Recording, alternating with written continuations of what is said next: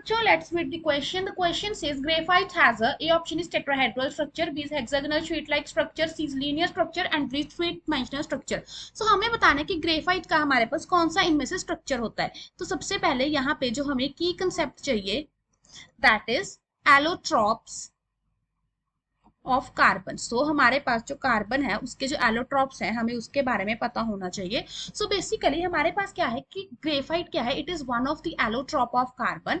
और अगर हम ग्रेफाइट की प्रॉपर्टीज की बात करते हैं तो इसका हमारे पास क्या होता है, एक लेयर्ड स्ट्रक्चर होता है and there are van der Waals forces that are present in graphite.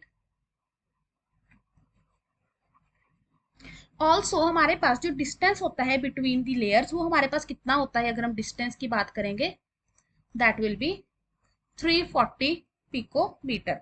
और हमारे पास क्या होता है कि जो ग्रेफाइट का स्ट्रक्चर होता है उसमें हमारे पास लेयर्स होती हैं, ये तो हमने देख लिया. और जो उन लेयर्स में हमारे पास क्या होती है, हेक्सागोनल रिंग्स प्रेजेंट होती हैं.